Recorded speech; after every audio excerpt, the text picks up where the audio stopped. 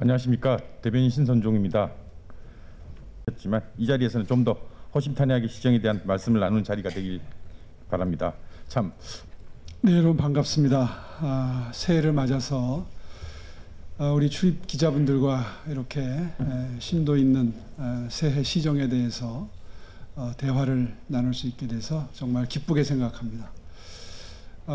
오늘 이 자리는 그 의미가 우리 기자분들과 대화를 나누는 형식이지만 서울 시민 여러분들과 함께 미래를 논의하는 그런 자리로 생각을 합니다. 오늘 좋은 질문을 많이 해주시고요.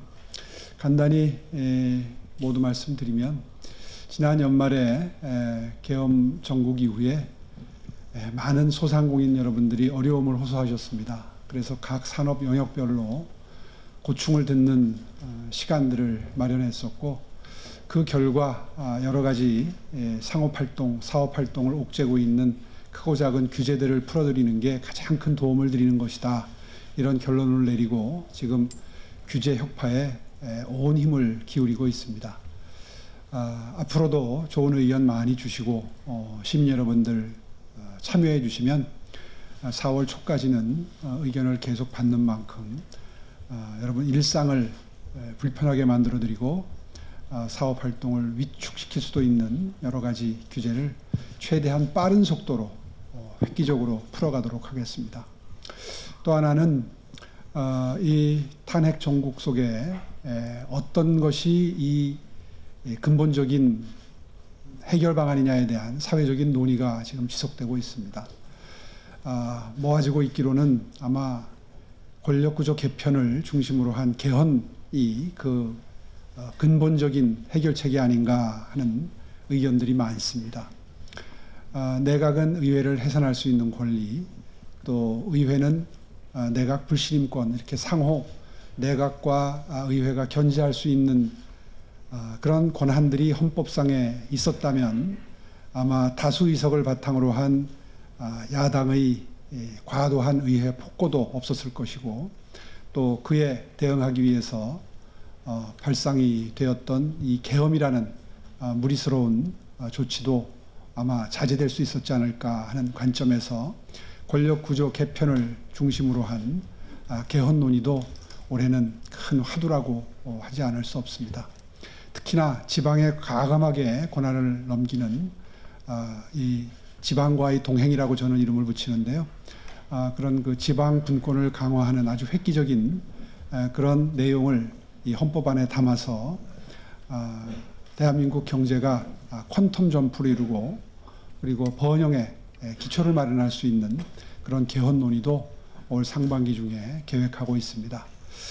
이런 부분들을 포함해서 오늘 광범위한 여러분들의 질문을 받고 성심성의껏 답변 드리는 시간으로 진행을 하겠습니다. 좋은 질문 많이 주시기 바랍니다. 고맙습니다. 네, 지금부터 기자단 여러분이 시장님께 자유롭게 질문하는 시간을 갖겠습니다. 질문 있으신 분 손 들어주시면요 마이크 전달해 드리겠습니다. 네, 연합 정수영 기자. 네, 시장님 안녕하세요. 저 연합뉴스 정수현 기자입니다.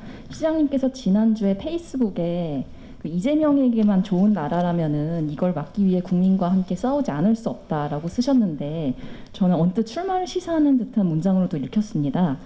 그래서 혹시 향후 상황에 따라 조기 대선에 출마하실지 궁금합니다. 물론 탄핵 심판 결과가 나오기 전에 답하시는 게 좀 곤란할 수는 있지만 지금 뭐 많은 국민들께서 시장님의 향후 정치 행보에 대해 궁금해하시니까 꼭 답변 좀 부탁드립니다. 예, 좋은 질문 감사합니다. 질문 과정에서도 미리 전제를 하셨지만 지금은 이 탄핵 소추에 이은 탄핵 심판이 진행 중입니다. 이 결론이 나기까지는 조기 대선이 치러질지 아무도 알 수가 없고요. 그런 상황에서 그런 그 확정되지 않은 사실을 전제로 가정을 해서 대선 출마 여부를 말씀드리는 것은 일로도 너무 이른 행보라고 생각을 합니다. 그런 의미에서 제가 대선 출마 여부에 대해서 오늘 이 자리에서 말씀드리는 것은 큰 틀에서의 원칙에 어긋나는 그런 말씀이 되기 때문에 오늘은 깊은 고민을 하고 있다라는 말씀을 답변으로 드립니다. 사실 4선 서울시장으로서 꾸준히 여러 가지 시행착오를 바탕으로 해서 경험을 쌓아온 게 저는 그건 저 개인의 역량이 아닌 일종의 공공재라고 생각합니다. 이러한 공공재는 여러 가능성을 가지고 있다고 생각을 합니다. 그러나 아직은 지금 질문하신 부분에 대해서 명확히 답변드리기에는 조금 이른 시점이라는 점 양해해 주시기 바랍니다. 그 비상계엄 사태로 인한 혼란으로 대한민국 미래의 불확실성이 커지고 있는데요. 대한민국의 미래는 어떤 모습이고 관련해 어떤 역할을 하실 수 있다고 생각하시는지 말씀 좀 부탁드립니다. 예, 좋은 질문 감사합니다. 제가 미래라는 단어를 많이 쓰지만 또 동행이라는 표현도 자주 쓰는 편입니다. 제가 그리는 대한민국의 미래 비전을 5가지로 요약을 해서 5대 동행으로 말씀드리곤 하는데요. 첫 번째는 도전과 성취와의 동행입니다. 다른 말로 인센티브와의 동행 뭐 이런 표현도 쓰는데 크고 작은 여러 가지 도전을 통해서 성취를 이루어내고 그 성취들이 모이고 쌓여서 번영을 이룬다 하는 관점에서 이 도전과 성취와의 동행이 이 번영을 위한 가장 중요한 요소가 되는데요. 오늘 아침에 양자산업에 대한 특강을 전문가를 모시고 서울시 전 직원과 함께 들었습니다. AI나 로봇 그리고 이런 그 양자산업과 같은 위너 테이크스 올의 세계, 다시 말해서 승자가 독식하는 미래 첨단 과학기술에 관해서는 절대로 미국에도 중국에도 양보할 수 없는 그런 최우선 투자 순위가 되겠습니다. 여기에서 바로 도전과 성취가 일어나야 대한민국 경제가 살아나고 번영이 보장된다는 관점에서 첫 번째 동행이고요. 두 번째는 아시다시피 약자와의 동행입니다. 지금 서울시의 노숙인 숫자는 지속적으로 줄어들어서 지난 3년간 한 20% 줄어들었는데요. 동행식당, 옹기창고, 또 희망의 인문학 같은 이런 디테일에 강한 약자 동행 정책이 지금 매우 큰 성과를 내고 있습니다. 또 대한민국 복지를 K복지를 새롭게 만들어가겠다는 야심찬 생각을 가지고 3년 소득보장 실험을 하고 있는 디딤돌 소득도 역시 성과가 매우 뚜렷하게 나타나고 있는데요. 서울런과 아울러서 전국에서 지금 관심을 보이고 있는 이런 정책들이 대한민국의 미래, 약자의 동행, 통합, 함께 번영의 결과물을 누리면서 미래로 가는 그런 통합의 대한민국을 만드는데 가장 중요한 가치라고 생각합니다. 세 번째, 미래 세대와의 동행입니다. 제 취임 후에 지금 서울시의 채무가 줄고 있습니다. 10년 전에 5년도 마찬가지였습니다. 중간에 10년 동안 빚이 많이 늘었습니다. 이게 바로 결국 빚을 미래 세대가 갚는다는 관점에서 보면 미래 세대와의 가장 큰 동행이라고 생각합니다. 네 번째가 중앙 지방과의 동행입니다. 모두 발언에서 잠시 언급했습니다마는 지방의 중앙의 권한을 과감하게 이양해서 좀 더 분명하게 말씀드리면 외교 안보만 중앙 정부에 남기고 모든 발전 모델에 관한 판단 그리고 세금을 걷어쓸 수 있는 세수 확보 그리고 재정 지출 권한까지 발전 전략을 모두 초광역권 통합된 초광역권에 위입을 해서 4개, 5개의 싱가포르이 서로 경쟁할 수 있는 체제를 만들자는 게 저의 주장의 요지인데 이 지방과의 동행도 역시 퀀텀 점프를 위한 매우 중요한 발전 전략이라고 볼 수 있겠습니다. 마지막으로 자유진영과의 동행. 최근에 트럼프 대통령 취임 이후에 전 세계가 긴장 속에 트럼프 대통령의 행보를 지켜보고 있는데 미국, 일본을 비롯한 자유진영과의 동행 이렇게 5가지로 요약을 해서 대한민국의 미래를 설명드릴 수 있겠습니다. 쉽지 않은 자리가 마련된 만큼 정치인으로서 제가 시장님 정치인으로서 질문 드리지 않을 수가 없는데요. 이런 의혹들이 결국에는 향후 시장님 정치 행보에서도 계속 반복될 수밖에 없는 것으로 보이는데 여기에 대한 뭐 입장이나 향후 대처 방안 등 좀 구체적으로 세우신 게 있는지 설명 좀 부탁드리겠습니다.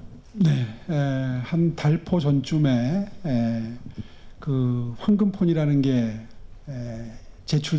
검찰에 제출됐다는 소식을 듣고 참 기뻤고 다행이라고 생각합니다.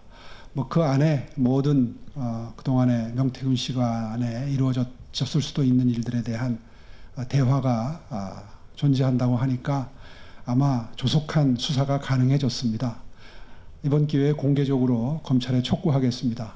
신속한 수사, 빠른 시일 내에 수사 결과 발표해 주시기 바랍니다. 예, 문화일보 이승주 기자입니다. 시장님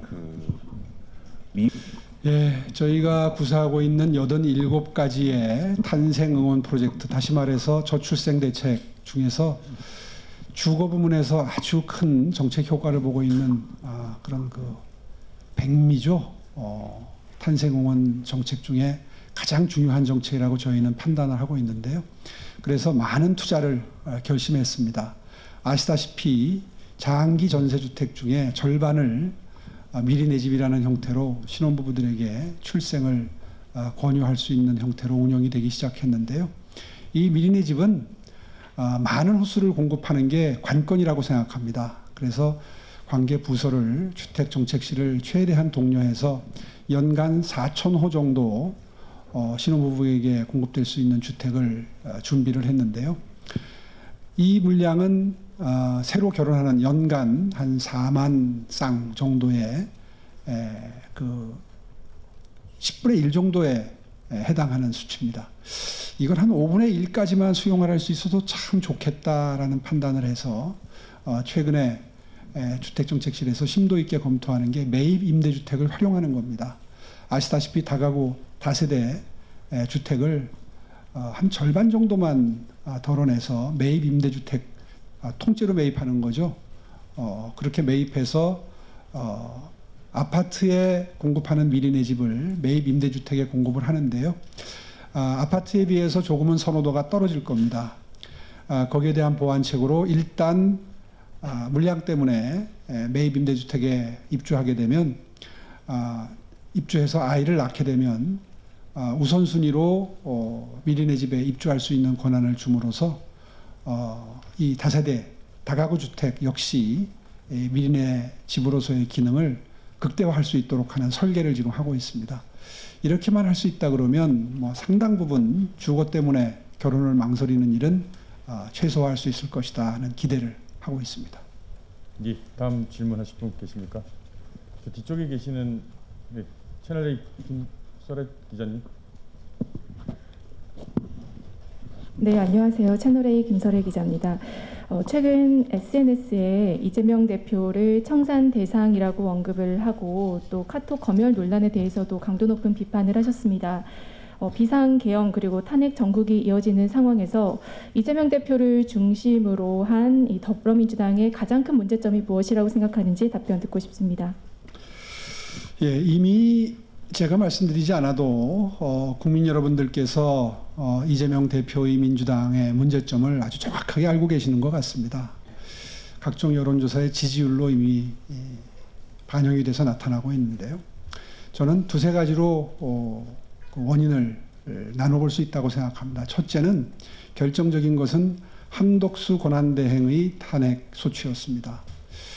사실 대통령이 탄핵 소추된 상태에서 한덕수 권한대행이 안정적으로 국정을 운영할 수 있도록 최대한 돕는 것이 야당이 해야 될 일이었는데 그 결정적인 순간에 한덕수 총리까지 권한대행에서 탄핵 소추를 통해서 업무를 하지 못하도록 만드는 장면을 보면서 많은 국민께서 민주당은 민생을 국민을 먼저 생각하는 게 아니라 집권을 먼저 생각하는구나. 아마 거기에 실망한 국민 여러분들이 많이 등을 돌리신 걸로 저는 보고요. 두 번째는 탄핵 사유 중에 외교까지도 정쟁의 도구로 삼아서 국가의 미래를 위태롭게 할 수 있는 정당이구나라는 판단이 아마 결정적이었던 걸로 저는 봅니다.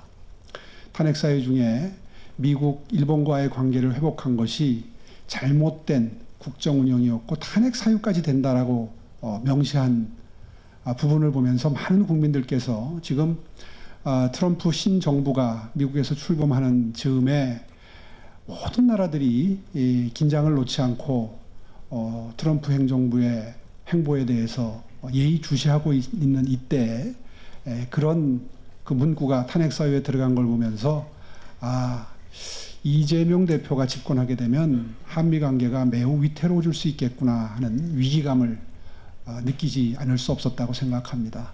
뭐 이 외에도 최근에 카톡 계엄을 비롯해서 뭐 여러 가지 원인이 있는데요. 그런 믿음직하지 못한 민주당의 행태를 보면서 아마 국민 여러분들이 등을 돌리기 시작한 것 아닌가, 저는 그렇게 봅니다. 예, 다음 질문하실 분. 예, MBN 송주영 기자님. 네, MBN 송주영입니다. 시장님 조금 전에 그 조기 대선이라는 가정 상황을 놓고는 답하는 게 좀 시기상조라고 말씀을 하셨는데요. 그렇다면 이제 서울시장이자 국민의힘 당원, 바꿔 말하면 행정가이자 정치인이신 오 시장님이 생각하시는 헌정사상 처음 현직 대통령이 구속되고 탄핵 심판을 받는 이 시대 정신은 무엇이라고 생각을 하시는지 궁금하고요. 그리고 조기 대선 여부를 떠나서 대선 출마 여부를 판단을 하신다면 그 기준은 무엇인지 답변 부탁드립니다. 역시 뭐 답변 드리기 좀 이르다고 말씀을 드려도 또 그 질문이 또 반복적으로 나오네요. 시대 정신, 이 시점의 시대 정신은 글쎄요, 뭐 보는 분들마다 다 의견이 다를 수 있겠습니다만은 한 줄로 표현한다면 비정상의 정상화가 아닐까 싶습니다. 정말 이번 그 탄핵 국면을 거치면서 많은 국민 여러분들이 나라의 미래에 대해서 진심으로 걱정하고 계실 텐데요. 이제 좀 정상적인 리더십을 보고 싶다. 정상적인 사람이 하는 합리적인 국정 운영을 보고 싶다. 여든 야든. 그래서 아마 이러이러한 사람들은 이제 정치 일선에서 좀 사라져줬으면 좋겠다 하는 마음을 가지실 수 있다고 생각합니다. 언제부턴가 우리 사회에서 통합이라는 단어가 사라졌습니다. 과거에는 지역 감정이나 각종 그 갈등을 낳을 수 있는 이런 요소들을 통합과 화해의 정신으로 극복하자라는 이야기가 정말 연초에는 특히 많이 나왔었는데 최근에는 그런 논의조차 담론조차 사라진 걸 보면서 많은 나라의 미래를 걱정하는 국민 여러분들께서는 나라가 이렇게 가서는 안 되겠다 하는 어떤 그 위기의식을 가지셨다고 생각을 하고요. 그런 의미에서 한 줄로 표현한다면 비정상의 정상화, 통합된 대한민국을 가장 절실하게 원하시지 않을까 생각하고요. 조기 대선에 출마하는 어떤 그 뭐 후보자분들의 자격 기준에 대한 질문을 하셨는데, 글쎄요, 뭐 여러 가지 자격 기준이 있겠지만 이번 이 경랑의 이 정치 현장을 지켜보면서 많은 분들이 충분한 시행착오를 거쳐서 만들어진 국정 운영의 노하우, 그 다음에 지식과 정보 앞에서 한없이 겸손할 수 있는 마음가짐, 아마 이런 자질을 갖춘 지도자를 원치 않을까 저는 생각을 합니다. 모두 발언에서도 잠시 말씀을 드렸습니다마는 최첨단 과학기술이 만들어내는 새로운 산업 생태계에서 2등은 생존 자체가 불가능한 위너 테이크스 올의 산업 환경입니다. 그래서 AI도 중요하고 양자 산업도 중요해졌는데요. 이러한 신산업, 새로운 과학기술이 세상을 획기적으로 완전히 바꿉니다. 거기에서 뒤처지면 2등 국가로 전락하는 겁니다. 그런 정말 초격차의 이런 시대에 게임 체인저에 해당하는 과학기술을 따라가려면 지식과 정보 앞에서 한없이 겸손하고 미래에 대해서 깊이 있게 고민하는 그런 지도자상이 가장 중요한 지도자상이 아닐까 이렇게 생각합니다. 네, 다음 질문하실 분. 예, 전자신문 김명희 기자님. 네, 전자신문 김영희 기자입니다.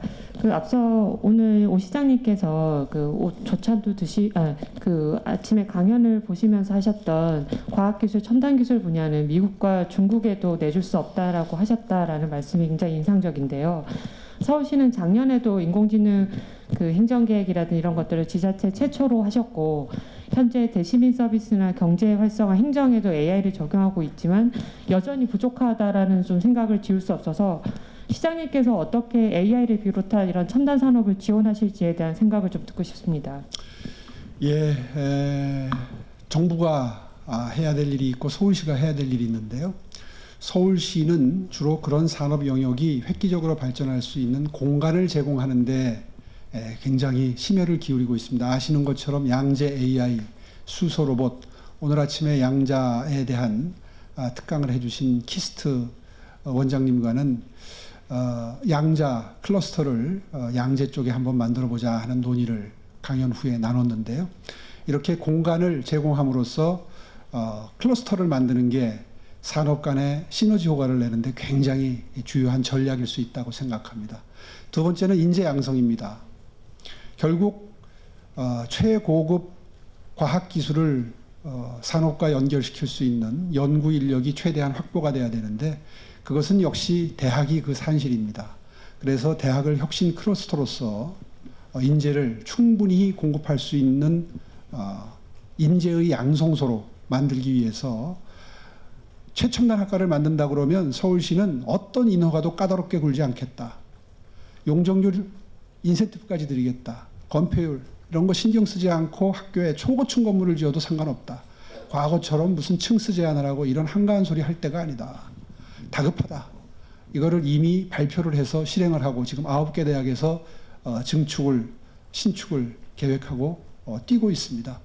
이런 분위기를 만드는 것이 첨단 과학기술을 지원하는 가장 실용적인 도움이라고 생각을 하고요. 앞으로도 이러한 지원을 아끼지 않겠다 하는 의지를 다시 한번 밝히겠습니다. 예, 다음 질문하실 분 뒤쪽에 계시는 분 좀 시키겠습니다. 예, 이데일리의 박태진 기자.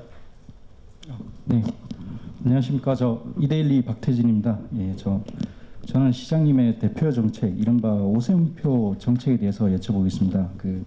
기후 동행 카드랑 손목닥터 9988 같은 정책은 호응도가 꽤 높은 걸로 알고 있습니다. 추가로 추진할 킬러 정책을 구상하고 계신지 궁금합니다. 기후동행 카드와 손목닥터 9988은 정말 많은 시민 여러분들이 호응해 주시는 어떤 의미에서 보면 서울시의 대표 정책이 됐는데요. 다 이미 알고 계시겠지만 기후동행 카드의 올해 상반기 중으로 이제 한강 버스가 추가됩니다. 한강 버스에 대해서 많은 분들이 아직 이해가 많이 부족하십니다. 택시 정도 수준을 생각하고 계시는데요. 무려 199명이 승선하는 꽤 큰 배입니다. 일단 이걸 많이 모르더라고요. 그래서 오늘 다시 한번 말씀드리고요. 2월 달부터 시범 운영을 시작해서 5월 달부터는 정식 운행을 15분 간격으로 시작합니다. 일종의 교통수단이 되는 거죠. 따라서 버스, 마을버스, 따릉이와 더불어서 주요한 하나의 또 다른 대중교통수단이 탄생을 하는 겁니다. 그것도 한 번 타는데 3,000원, 5,000원만 추가하면 기후동행 카드에 포함이 되기 때문에 무한정 탈 수 있죠. 이론상으로는, 원칙적으로는.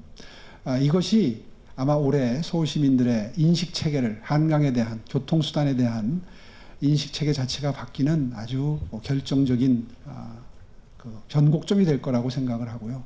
기대가 큽니다. 손목닥터 9988도 마찬가지입니다. 지금 940만 내국인 국민이 거주하시는 서울에서 이제 160만 명을 넘어섰습니다. 5월 달이면 아마 200만을 넘길 거고요. 연말까지 250만이 목표인데요. 저는 목표 달성이 어렵지 않다고 생각합니다. 그렇게 되면 운동 습관을 만들어드리는 정도에 넘어서서 이 손목닥터 9988 플랫폼에 쌓이는 운동 습관, 각종 식습관, 건강 정보는 앞으로 대한민국 국민들의 건강 관리를 위한 또 의료 정보를 관리하기 위한 가장 중요한 빅데이터가 됩니다. 이것이 바탕이 돼서 무병장수라고 하는 인류의 꿈을 대한민국 정부가 바이오 산업과 함께 새롭게 목표를 설정해서 꿈꿀 수 있는, 그리고 건강보험 재정조차도 획기적으로 절약할 수 있는 그런 어떤 그 의료, 보건, 건강 분야의 정책의 바탕이 마련되는 거라고 생각을 하고요. 그런 의미에서 킬러 정책이다. 아마 그 업그레이드되는 과정, 이 정책이 계속해서 변신해가는 과정을 지켜봐 주시면 명실공히 킬러 정책으로서의 역할을 수행할 수 있을 거다, 이렇게 기대합니다. 예, 다음 질문. 취임을 하시면서 미국에서 북한을 핵보유국으로 정식으로 인정한, 미국이 핵보유국으로 북한을 지칭한 부분에 있어서 우리가 앞으로 어떻게 안보 그리고 외교 부분에서 좀 변화를 가져가야 될지 고견이 있으시면 말씀 부탁드리겠습니다. 언젠가는 이런 날이 올 줄 알았습니다. 우리는 북한을 핵보유국으로 공식적으로 인정할 수 없지만, 그러나 북한의 핵은 고도화되어 왔고 미사일은 소형 경량화되어 왔습니다. 이 멈출 수 없는 북한의 핵 능력의 고도화는 언젠가는 미국조차도 북한을 뉴클리어 파워라고 분류하는 게 어색하지 않은 순간이 올 것이다 라는 예견은 이미 되었었고요. 다만 우리는 아직까지도 공식적으로는 북한을 핵 보유국으로 인정할 수는 없습니다. 앞으로 한미관계의 논의의 핵심으로 등장을 하게 될 겁니다.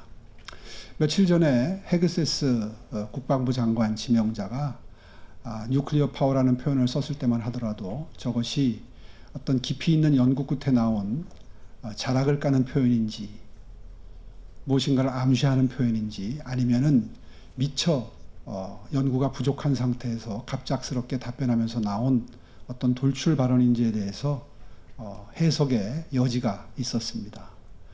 그런데 어제 트럼프 대통령께서 뉴클리어 파워라는 표현을 쓰는 장면을 보면서 이제 무게중심이 북한의 핵 능력을 기정사실화하고 스몰 D를 할 수 있는 가능성을 암시가 아닌가, 이렇게 해석할 수 있다 하는 전문가들의 견해가 등장하기 시작했습니다. 세상 모든 것은 바뀌고 변합니다. 따라서 정책적 스탠스도 바뀔 수밖에 없고요. 그런 의미에서 얼마 전부터 저는 핵 개발에서 핵 잠재력 보유로 초점을 바꾸어서 주장을 한 바가 있습니다. 아마 지금 시점에서는 가장 현실성 있는 대안이 아닐까 싶고요. 미국의 신행정부가 방위비 증액을 저에게 요구할 가능성이 상당히 있는데, 그 논의와 더불어서 지금 말씀드린 핵 잠재력 향상, 고양을 어떤 카드로 함께 논의의 장에, 논의의 테이블에 올릴 수 있지 않을까 하는 생각도 하게 됩니다. 다만 아직까지는 이 모든 결정을 하기가 조금은 이릅니다. 아직 취임 초고요. 이제 하루 지났지 않습니까? 좀 더 지켜보면서 미국의 북한 핵을 바라보는 스탠스의 변화가 어디까지인지를 정확히 파악하고 그에 걸맞는 우리 정부의 협상 카드를 만드는 것이 필요한 시점이다, 이렇게 생각을 정리하고 있습니다. 그리고 경기 부양하는 등의 긍정적인 효과도 있지만 자칫 조합과 시공사 같은 특정 집단의 사익을